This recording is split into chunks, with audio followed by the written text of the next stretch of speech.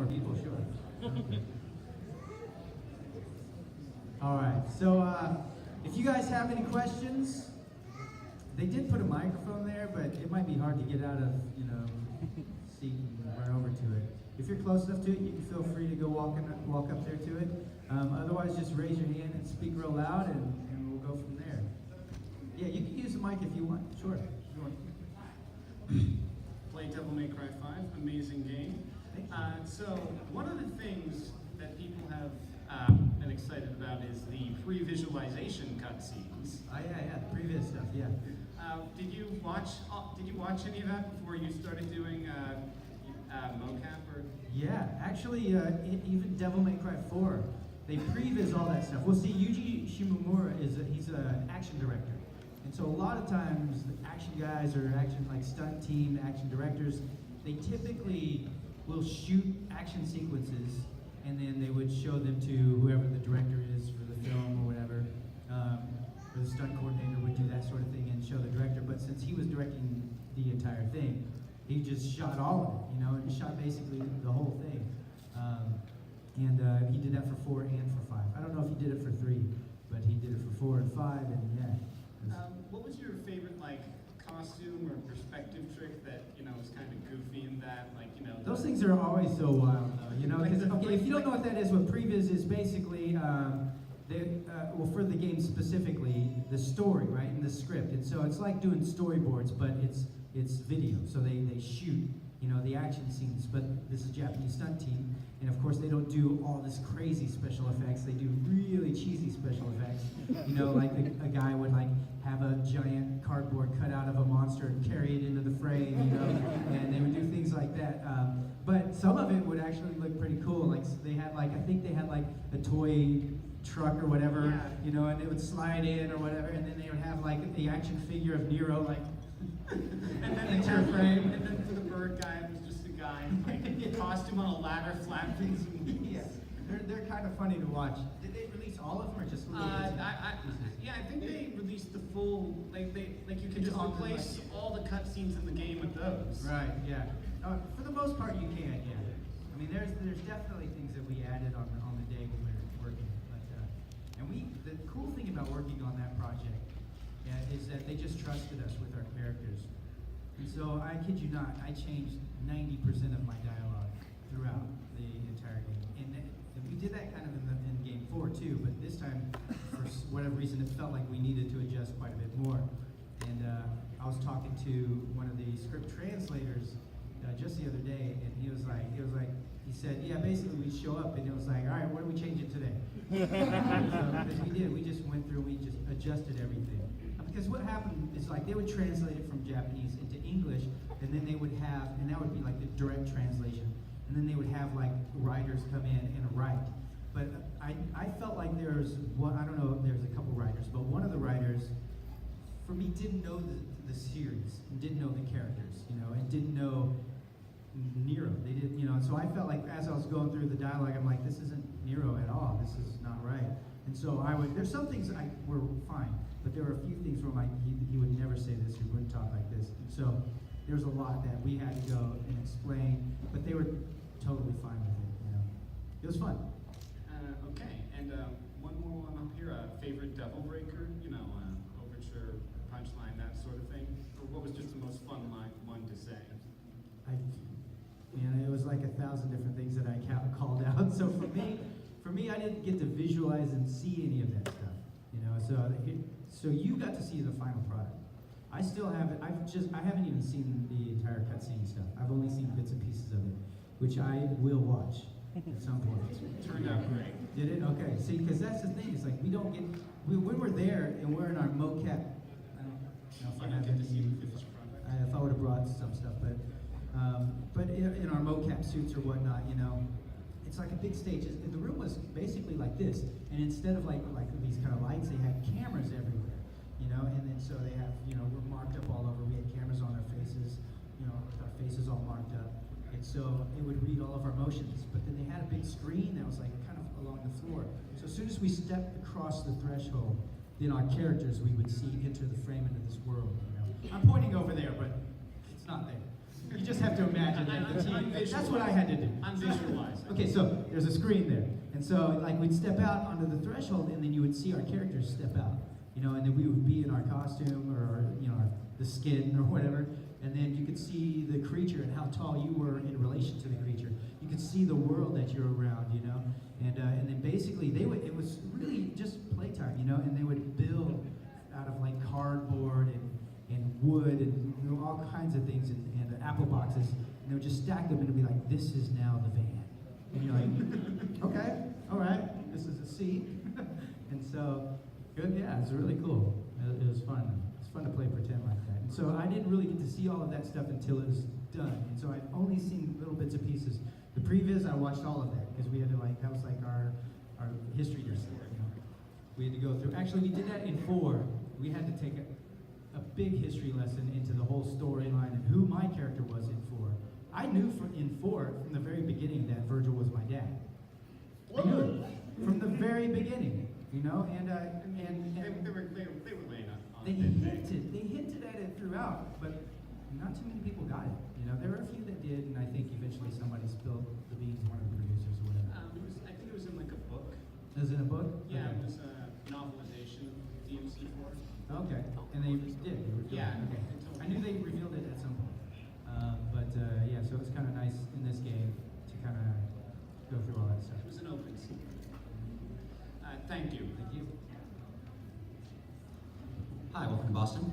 Thank you. You were a pretty big part in 2 shows, that Bleach and Harvey, that haven't famously been on the air for 10 years. So I guess the question is, say the god of Weekly Shonen Jump and Katakawa comes down and says that you can bring either Harvey or Bleach back for 1 more season. Which show do you choose? Bleach. All right.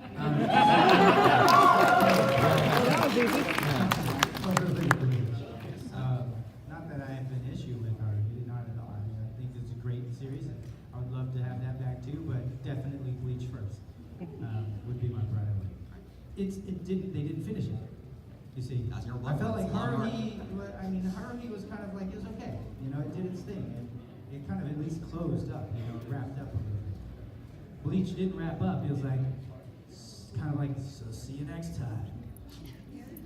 Maybe. It's like a weird slow fade out at the end. So yeah, I would like to definitely get in there and finish that. So another question is, speaking of famous 4s from 10 years ago, Persona 4, any favorite stories from the Persona 4 booth? Any what? Any favorite stories from the Persona 4 booth? From the booth? Yeah. Well, I can say this, that when I first originally worked on it, I didn't know that I was playing 2 characters. I only thought I was voicing Adachi. And at the end, towards the end of that session, when I was just about to finish recording Adachi, they were like, okay, so as soon as we're done with Adachi, then we're going to go through and you're going to voice the protagonist as well. and I was like, huh? You know, because usually when you go into a job, especially a game, you kind of have like a pocket full of characters, you know? And so you kind of limit your range in different ways, you know, so it's like, this is where I'm going to keep this guy just in case I want to do this. But I just thought I was doing Adachi, so I didn't think about that at all. I was just like, all over the place. Adachi's range was everywhere. And then when they said, oh, you're also the protagonist, I was like, ooh. So what does he sound like? Well, basically the same tonal range. And I was like, is it the same character?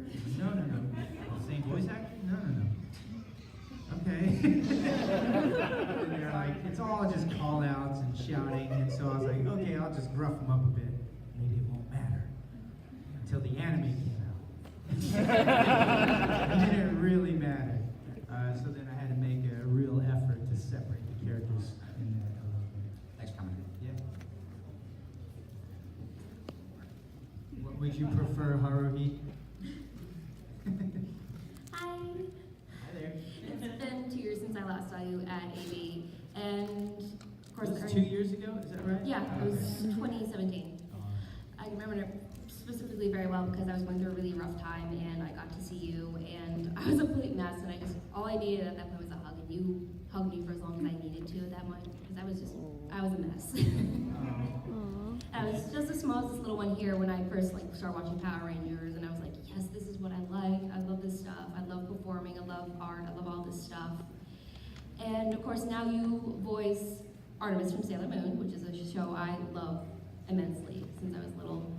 And I know a lot of people say like, oh, Sailor Moon's the equivalent of the girls' Power Rangers or whatever it is.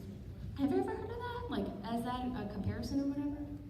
I mean, I've Rambling heard people say that, but it's hard for me to get on board with that because I was on Power Rangers. Yeah. They're very different. Yeah.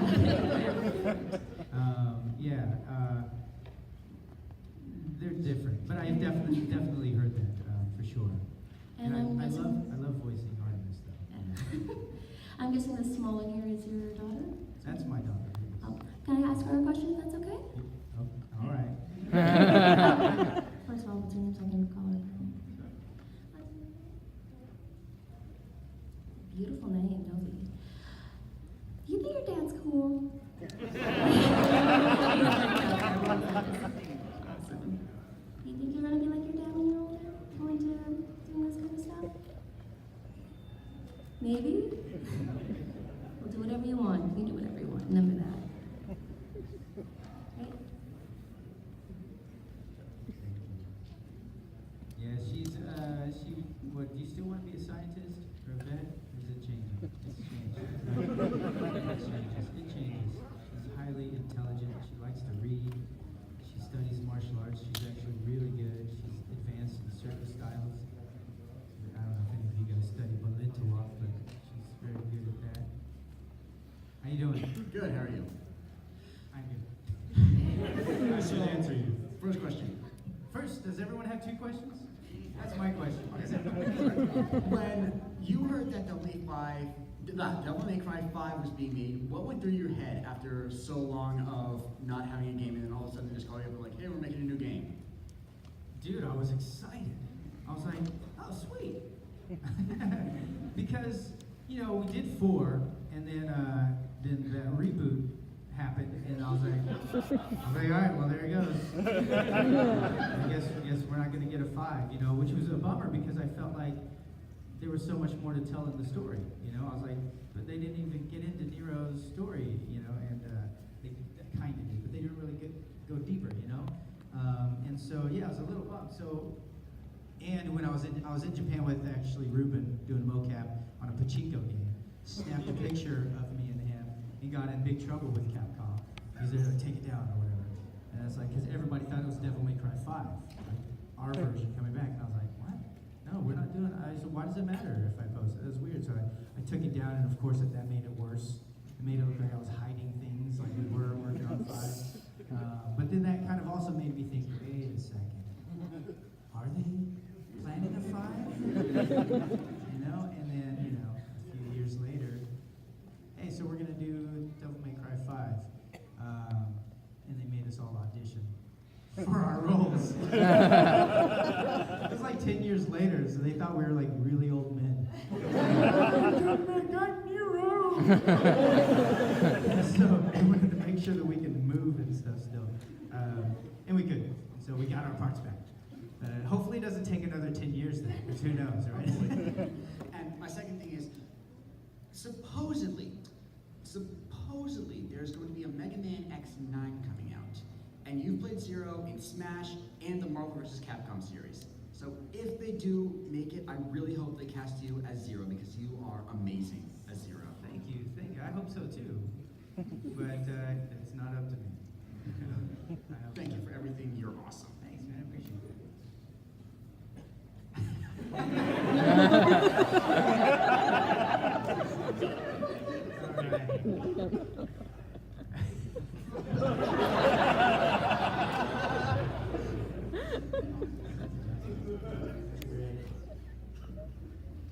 Hello. I don't think you're allowed to talk. It's like Disneyland. You can't talk. You just have to have those, like, what do they do at Disney? Oh, they go. They do that stuff. They go. There you go. I just wanted to know what was the hardest martial arts move or martial arts that you've ever had to learn?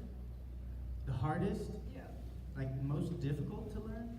Or like the longest to learn? Well, any martial art could take forever. It just depends on how much time you want to put into it.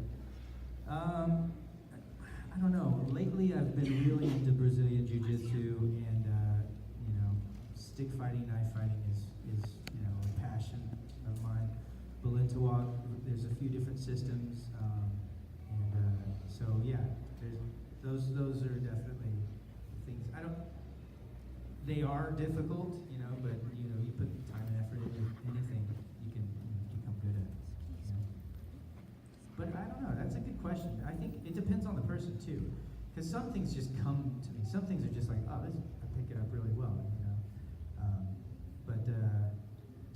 But I know other people have issues. Like if I'm showing somebody else how to do something, sometimes in my head I'm like, why can't you understand this? But it's really complicated if you haven't done it before. Thank you, and keep rocking at everything that you do. Thank you. Will you please dance your way back?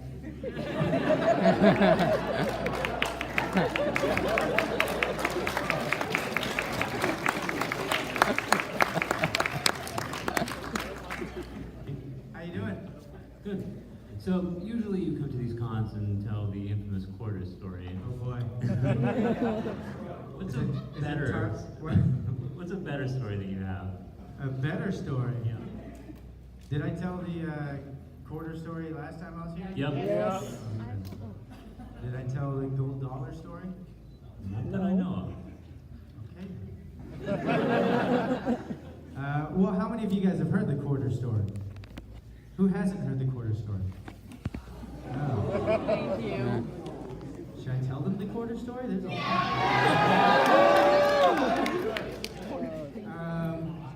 All right, so I'll try to do it kind of fast for some of you that have already heard it like 1,000 times, I'm sure. The quarter story, and then I'll go into the gold dollar story, okay? So back-to-back story time. All right, so it's actually been a really long time since I've told this story. I've been doing a lot of Comic-Cons and don't really get panels, where I can talk about things. Quarter story. So, I take the freeway to get to work. This was back in the days when I was working on Bleach, so it was a while ago. And when I come home, obviously taking the freeway back home, I have to exit this off-ramp. Okay, so I exit the off-ramp, and then there's a signal light there, and then I have to make a left to go under the overpass to go home.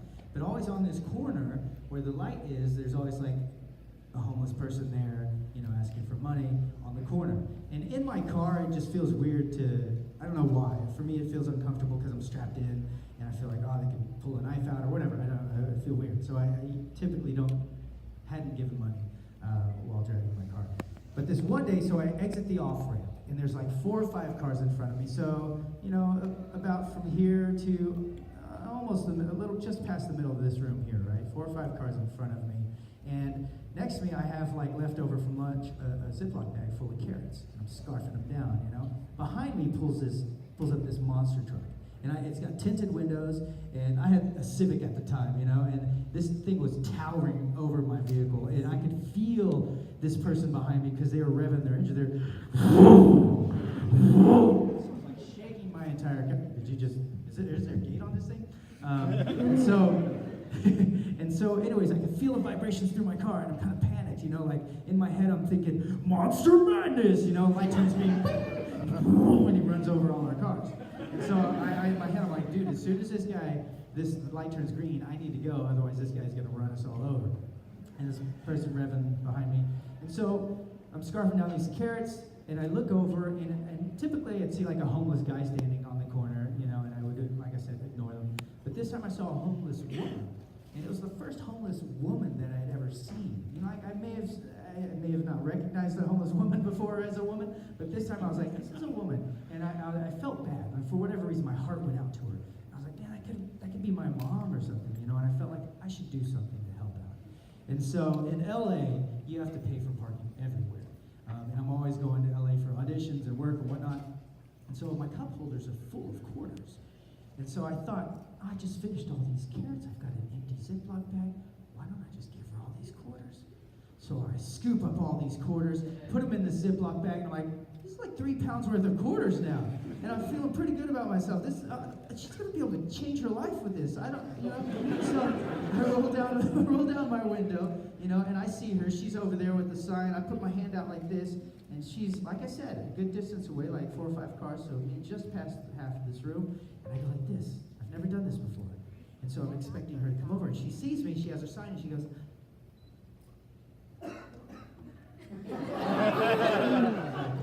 What? Am I supposed to throw it? I don't.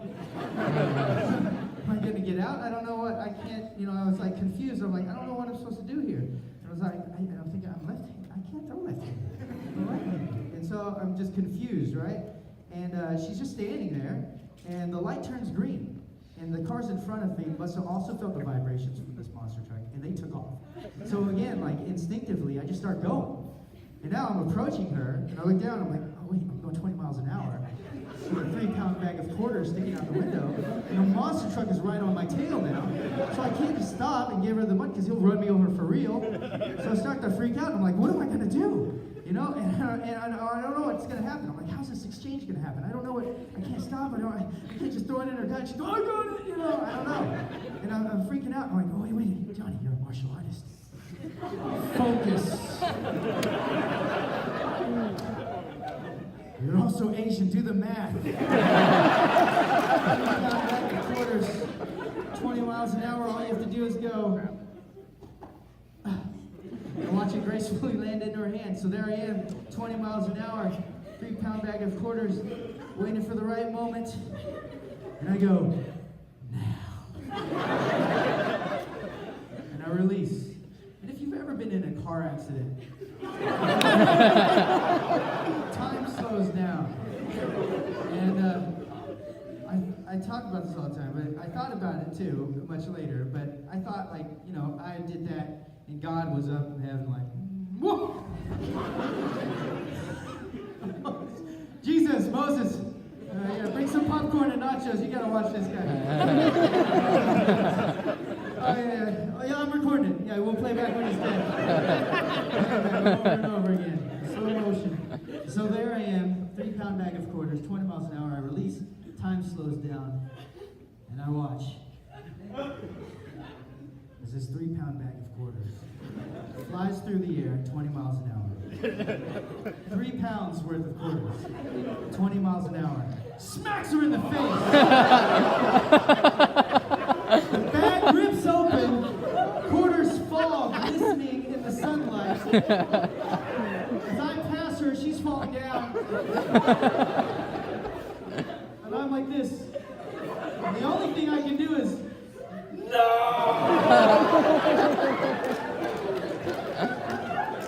She falls down, quarters go everywhere. I was going so fast that I actually screeched around the corner. So I could drive-by quartering. There's nowhere for me to turn around. So I just kept driving home. I don't know if she died. I don't know if I should put a little white cross with quarters. So anyways, don't give homeless people money while driving your car. Here's another part to the story. Now, I told you, like, every day on this corner, there's a homeless guy standing on this, various different homeless guys standing on this. This is the first time there's a homeless woman on this corner. After that day, never again! No more homeless people on that corner. To this day, they don't go there anymore. So I can't help but think, what did they say? What did they go around saying? You know, like, what happened? Like, and I picture like a bridge somewhere, a barrel fire, and there's a guy standing there, and another guy walking up, hey Bill, where's Sally? You didn't hear? She's dead. Some guy killed her with quarters. I had just enough to bury her. So anyways, yeah. It's kind of my life. What's the bag of quarters? All right. So anyways, that's the quarter story. That actually happened. Yeah. And I have a lot of other stories. The gold dollar story. So it's not as I don't know, not as interesting, but I'll tell it anyway. So, this was also a long time ago. I don't know, the gold dollar, it had came out again, like they just reissued it, and it was like a thing on the news. I saw it in the news that day, and I was like, oh, cool, gold. And for whatever reason, that stuck in my head. And earlier that day, I went somewhere to the store or whatever, and I ended up getting changed, and it was the gold dollar. So I had a gold dollar in my pocket, shiny, brand new. And I had forgot about it, but it was in my pocket. And so I'm walking across this parking lot to go to Subway and grab a sandwich. And this guy walks up to me like this. So I can't tell which leg is hurt, but he's like this, right? So I'm like, and he stops in front of me like this. He's not really looking at me, but he looks kind of dirty. And I was like, oh, he's homeless, So I'm like, all right, whatever. So I reach into my pocket to see what I got. And I'm like, then I remember, it's the gold dollar. I just got it. It's like a thing on the news. I don't want to give away my gold dollars. And I was just like staring at it for a while as I'm thinking like, man, I really want to keep this dollar.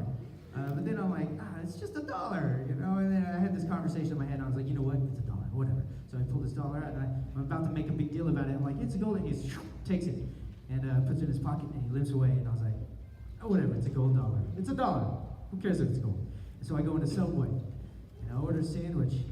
And as I'm ordering my sandwich, I'm like, that was like it felt like that was something that was weighing me down. It was a good thing for me to get rid of that. I was like, my precious. So I'm like, good thing I got rid of that, man. It was going to cause me to stumble in life. And so I'm like feeling good about myself. You gave away something you're going to hang on to forever. And I finally got my sandwich. And I look back and I see him through the window, like, feeling proud about myself. I'm going to be like, I did the right thing. And I look, and he's just collecting money from somebody else. And he watches him go into this grocery store. And then he goes like this. Starts walking normal. And then he goes into the driver's side of a car and sits in there. I was like, he's got a car? And out the back, cat corner in the back seat, hops out this other dude. And he starts going like this and asking people for money. And I'm like what? They're lying? And so I take my sandwich, I pay this guy, and I beeline it for the car. And I must have had like fire coming off of me. Because the guy that was like asking for money now, I could see that he was like kind of running towards me. But I was like, I don't know, in my head, now that I think about it, I must be like, the driver's side of this car, and I'm thinking, I'm gonna get into a fight. This guy's gonna run here, and then I see there's 3 guys in the car, so the 4th guy's coming here, he's gonna come back here, I'm thinking, I'm gonna sidekick him, this guy's gonna, I'm gonna smack him, I'm gonna take this door, I'm gonna start slamming this guy's head. And then I'm going really dark, people. Seeing red. And then so I get there, and I notice that this guy doesn't come around back, so I can't like kick him. He goes back into the car, and I'm thinking, oh, maybe I look scary. I'm like a scary half Asian. So, cool. And so the window's here. The guy that's in the driver's seat took my gold dollar and, tricked me. I go down like this. And he's like this. And here's what I said. Not as cool when I think about it, but at the time, I felt cool. And angry. Hey! Remember me? The guy with the gold dollar? I want it back! And this guy, he's got, like I can see he's got change in his pocket, so it's like doing this kind of thing. And he's like, ooh, ooh, and he starts patting his pocket. He's not digging into it looking for his gold dollar, my gold dollar. He just tapped in the top and boop, boop, boop. And I was like, what are you doing? You have to look in your pockets. And he's like, whoop. And then I see his ashtrays open and there's like change all in. And I was like, well, check in there. And he's like, nope. Nope. I'm like, what? And I'm just angry. And these guys are in the car just like this.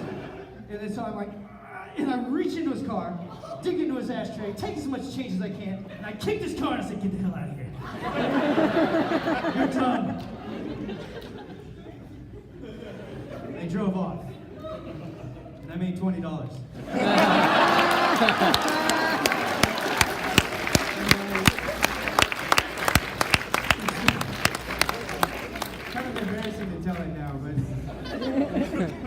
was so angry. I know. I'm terrible. Oh my god, that was amazing. Hi Johnny. Hi there. So I have two questions I really want to know about really quick. Okay. So my first question is, speaking of dollars, who do you think is the bigger sociopath? Isaiah Ihara from Dararara or Fushimi from K-Project? Izai. Izai. Fushimi, Fushimi might be, but we haven't seen enough of him, I think, yet to really get into that character. I would love to definitely see more. I felt like there's some backstory that needs to be explored there, I think. Yeah, like that was pretty much my first reaction when I was watching the series because I'm like, how he really does remind me of Isaiah, like a lot. It's kind of scary, honestly. Yeah, there's definitely more to that character, but I don't think there's enough to really get into it. I don't think so. Isaiah is definitely my choice out of that. Yeah. And my second question is, do you still go around claiming Micah Solsad as your son at all? What? Yeah. I think he still says I'm his dad, doesn't he? I think we'll just keep that going forever. Yeah, I just figured that I would ask that one because it's been like a circulation kind of thing for a while, especially since people would mistake Micah for you in a few projects. It just became a joke, and then we were like, oh, I just kept it going. I assumed he did too. Yeah. Hey, thank you. Sure, yeah. So if you don't know, Micah is in Dallas, and I'm in Los Angeles, and so occasionally I'd go there to down where Funimation is and work on some projects there. Usually if it's something I worked on before, and occasionally they bring me out for something new. But I remember getting a phone call once. I think it was Chris Bevins. I think he was like, "Hey, guess what? We have a Texas Johnny Yong Bosh." I was like, "What?" "Yes, we have someone who sounds just like you." I was like, "Oh, okay." It does kind of sound like me. I listened to, I think, what was it, Soul Eater, right? And there's like a trailer out, because I kept getting people saying that, "Oh, you're a Soul Eater, oh, sweet." And I was like, I don't think I'm in that. And I went and I listened to the trailer, and I was like, that does kind of sound like me in that trailer. So, yeah, that's how I found out there was a Johnny Yong Bosh in Texas. All right. How you doing? I just have one question. Okay. Make it count. Between Devil May Cry 4 and 5, did you do the motion capture for Nero's taunting? We did some of it. I did more taunting stuff in 4. I felt like 5, they had done a lot before we got there. We did a lot of setups to the taunts. We did do some, but we didn't do all. And which one was your favorite to do? I don't really remember them. I remember because there were big setups. Because the taunting, I wasn't sure when we were doing taunting and when we were just doing I wasn't sure exactly what it was we were doing. I wasn't. This is taunting. It was like these are ins and outs. So it was like there's. I think I saw a clip of we're just sitting in the van, kind of a thing, and that's just us sitting in a van, and it had to be able to loop it or whatnot. So I'll just go back to, I remember doing the air guitar in 4. We did a lot more things in 4. I'll tell you a story about that, actually. Probably one of the reasons why they bring us out instead of just having Japanese guys do all the stuff. But, so Reuben plays Dante, right? And so his character had to do a few different poses.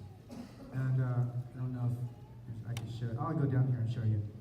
So, Reuben's character had to do, all right, so first off, like when we as, Americans, if we squat down, we typically we take like maybe a knee or squat like this, right? Where we do this, right? Japanese people, they squat like this. And it's really weird, it doesn't look the same. And so Reuben had to come over to me, because he was trying to explain to me, oh no, Americans don't squat like that, they don't do that. And he came over, he's like, "Johnny, please,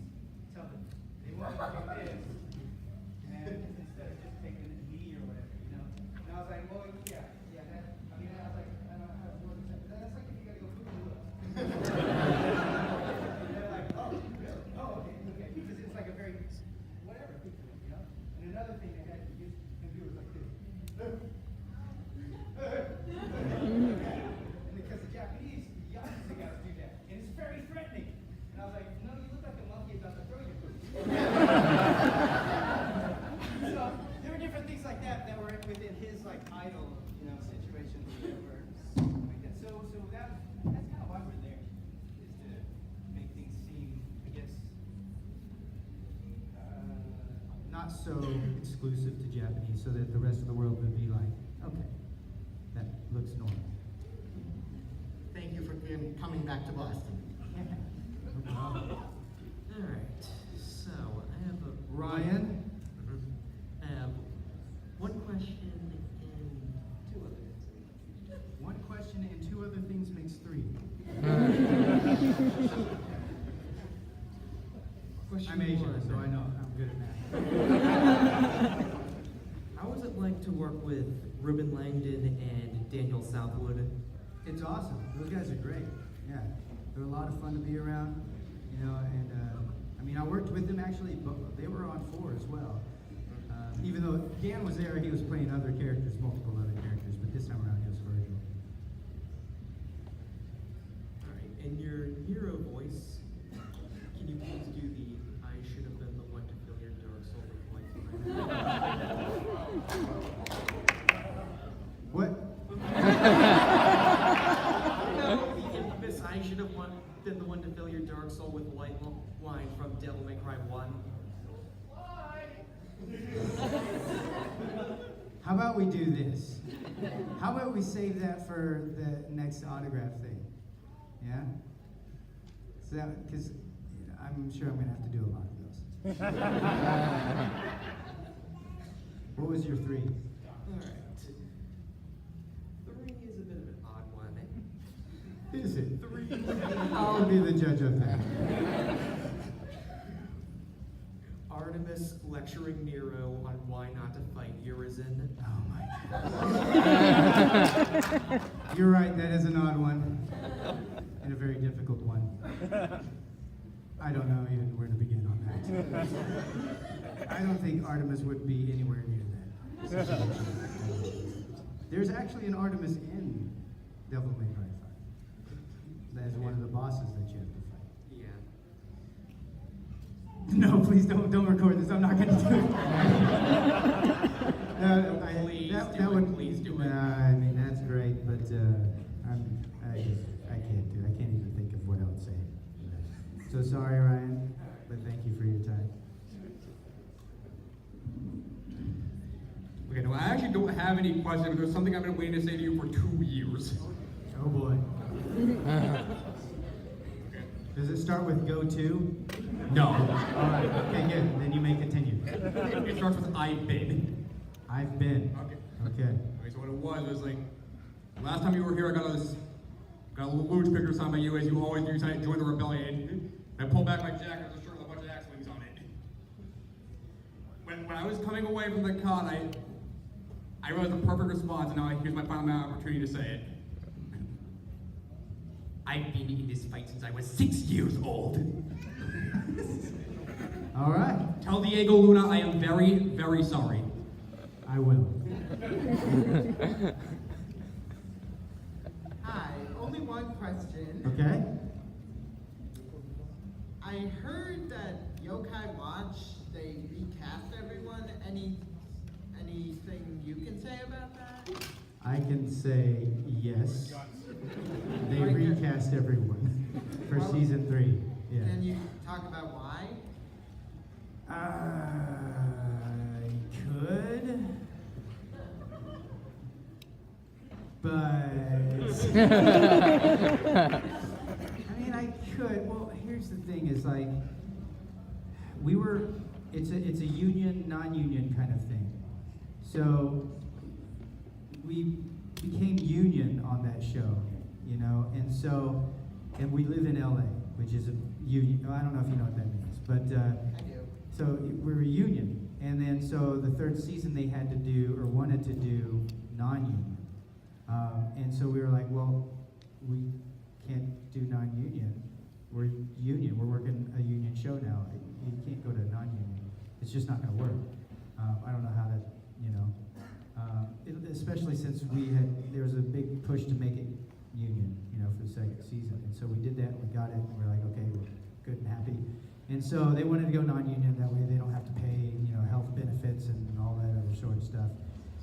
And so, yeah, and then they wanted to pay us a lot less than what we got paid before. And so it just didn't make sense anymore. I love the show. I wanted to continue working on the show. I tried to find ways to make it work out, even to the very end. But they decided no, you know. And it was just it's just the way that they just, you know, it's unfortunate, you know. But it's not my choice or any of the other actors' choices. You know, it's kind of a bummer. But that, you know, that's kind of the way this business is, unfortunately. You know, some of the suits don't understand. Kind of sounds similar to the situation with Veronica Taylor and the rest of the 4Kids cast getting replaced on Pokemon. It happens. Yeah. Thank you. You're welcome.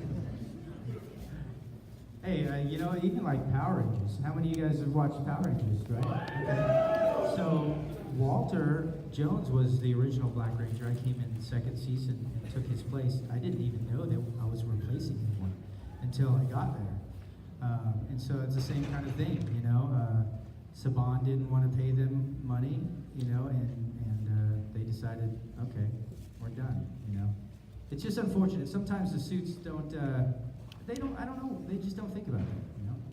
I think the fans know the difference between an African American and Asian. This voice actor and that voice actor. So I think they can figure it out, but it's like, it's just a shame that that happens, you know. Hi, I only have two questions. One of them we can kind of segue into, even might be a little bit better, but in Power Rangers, which season did you prefer like acting in? Did you prefer acting in Mighty Morphin, which kind of eventually went to ninja style, or did you prefer acting in like Turbo? For what time you were there for Turbo? What about Zio, man? Oh my gosh, you forgot Zio? How did you forget Zio? That was the one I was gonna say. So you gave me just two choices.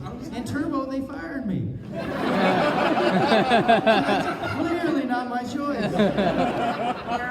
I'm sorry. I forgot Zero. I'm sorry. I remember Tommy and Zero. Sorry.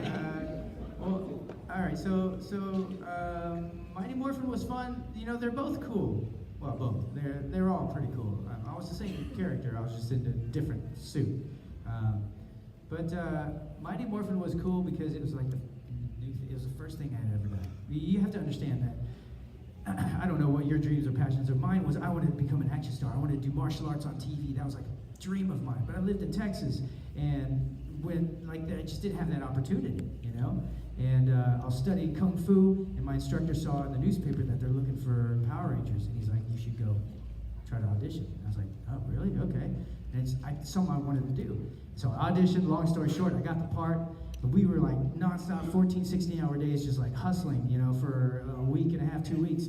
And I remember just, it didn't sink in that I was doing it, you know, until like, we were at this place called Castaic, at this park, right, where we shot everything.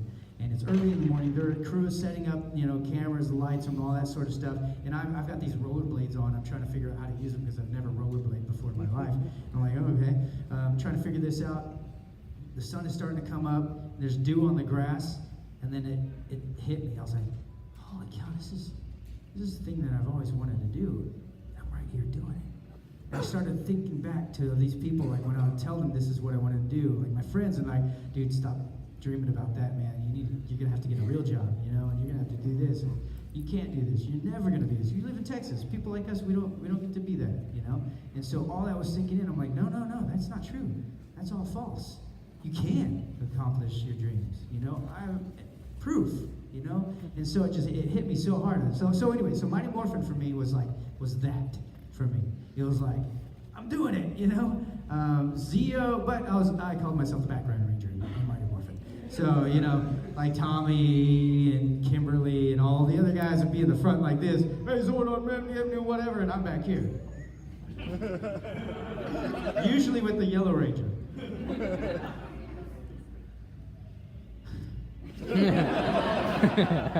Right.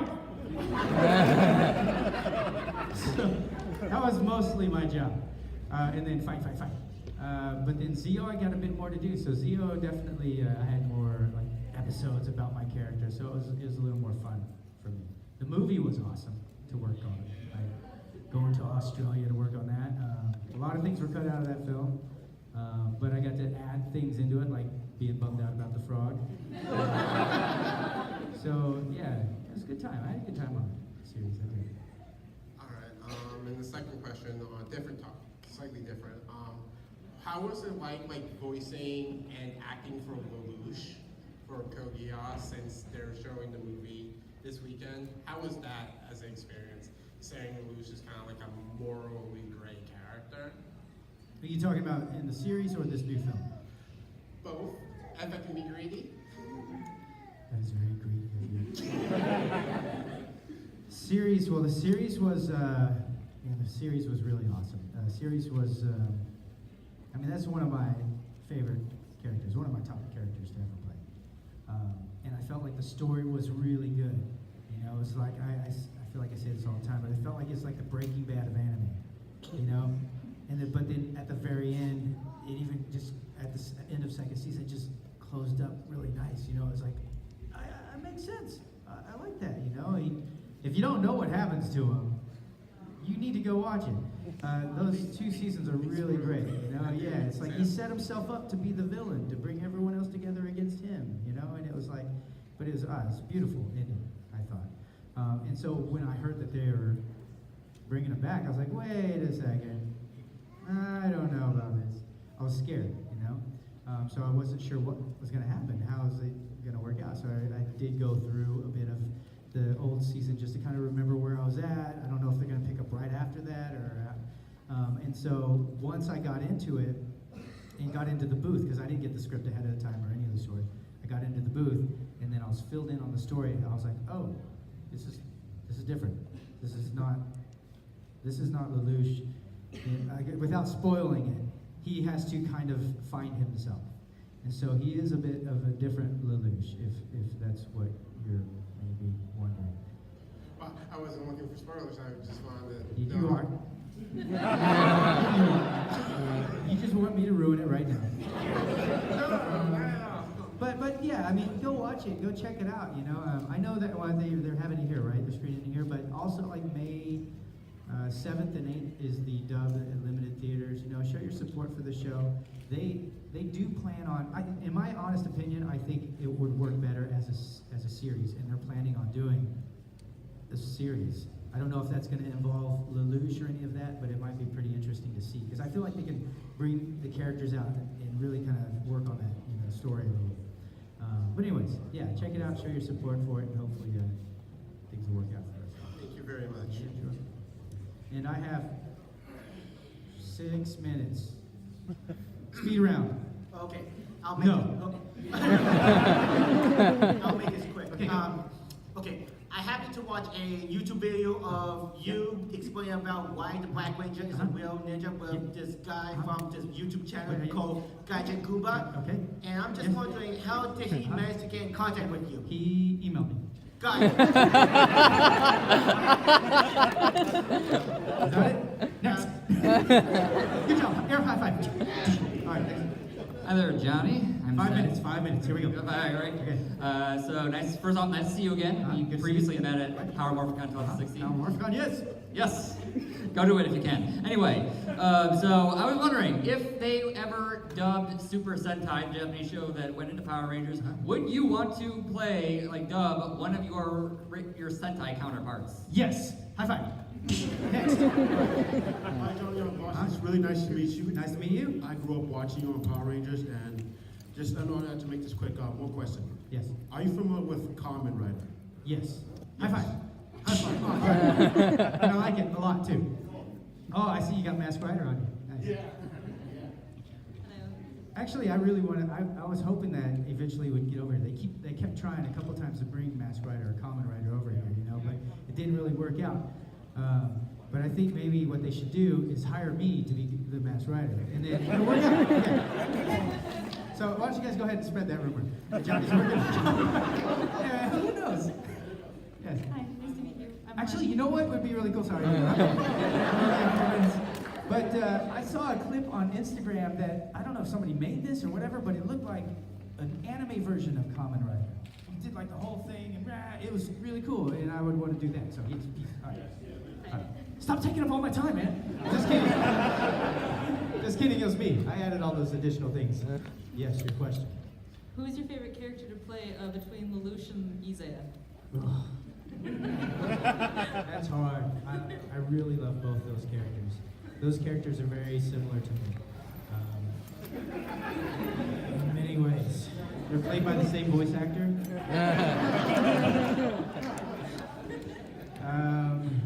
I don't know if I can choose. That's not fair. How dare you make me choose between my favorite children? You know, it's like, I love them both. Off with your head. I don't know. I need to. That's really tough. I don't think I can choose. I got 2 minutes. Oh my goodness. All right. Hey, Johnny, nice to see you again. I believe I was here last year, so kind of a... And I wasn't. Okay, so what's your question? I was here 2 years ago. Oh, yeah, 2 years ago. So, about your first character, Vash, Vash. your first voice, what about this character made you One of my say, favorites, for sure. What made you say, oh my gosh, I want to voice this character? I needed a job. Good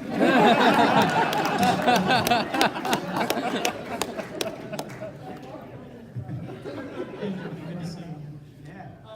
I have a question. Which of all your characters, I know you played a lot of legendary characters, come in the middle of a lot of big series. Which one did you feel the most weight from, whether it be how big the series was, how much love you got from the fans, or just the legacy of the series in general? Oh gosh, there's actually a lot of them.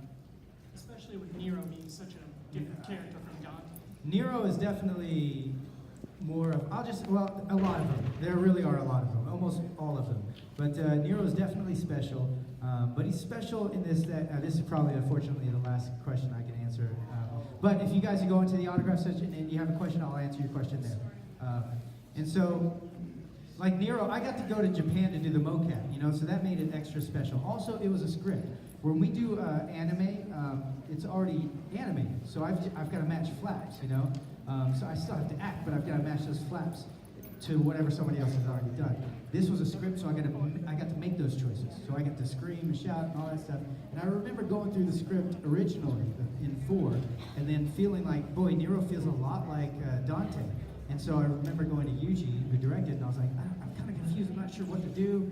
I'm a little panicked because I wanted to do this right, but I feel like every time in my head I'm thinking like Dante, but I want him to be different. And he stopped me because in the middle of my sentence he stopped me. He said, Johnny, you are Nero. And then he walked away. And that was all he was going to tell me. And I was like, oh man, I don't know what to do now. That's confusing. I don't know. And I was like, oh, maybe I'll just be me in this, you know, in this world. I'll just be, this is how I'm going to react to this situation, you know. And so I was him. I was maybe played myself a little younger and whatnot, more naive, but yeah, it was super fun. So I mean, he's injected. There's certainly more of me in there. Unfortunately, that is all of my time. I want to thank you all for being there. You had something you wanted to ask. You're just standing there.